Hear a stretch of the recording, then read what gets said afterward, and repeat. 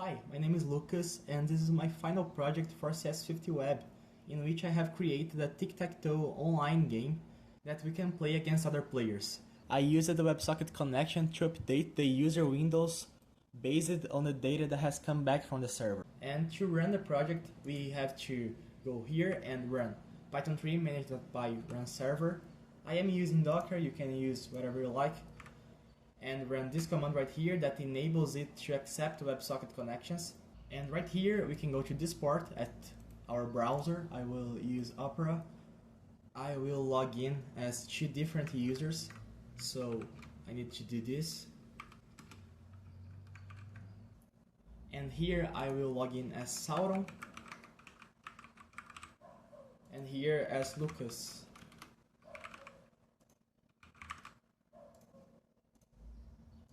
We can see right here that some data is presented to us. We are here at the main page with both users. We can see that we have two types of games, started games and waiting games. Started games are the games that are being played right now, that has a player 1 and a player 2, like Legolas and Gimli, Boromir and Pippin.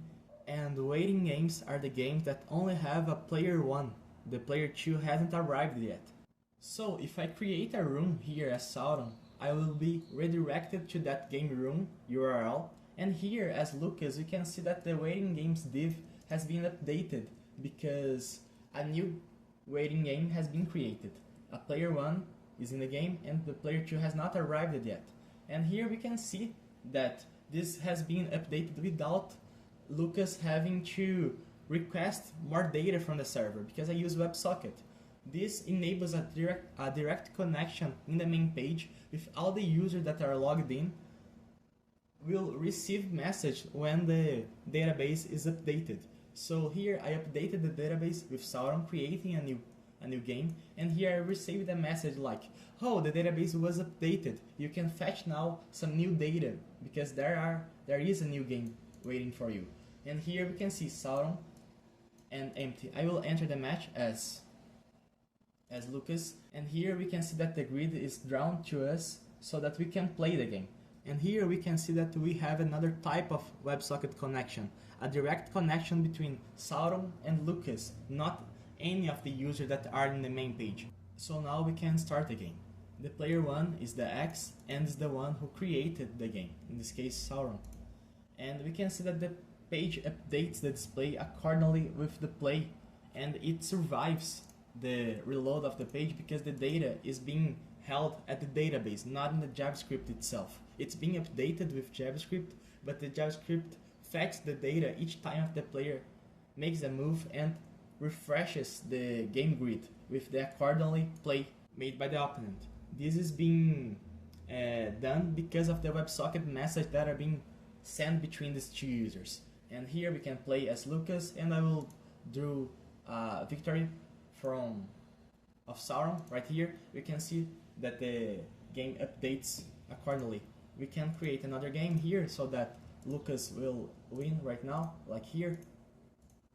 I can win as Lucas, and I can also make a draw happen like in this game right here, in which I will play some things wrong because I have created some error handlers for this type of situation, like playing when it's not your turn, or clicking in a place that is already clicked. And we can go here and lose the match, like here. Not lose the match, but end it in a draw.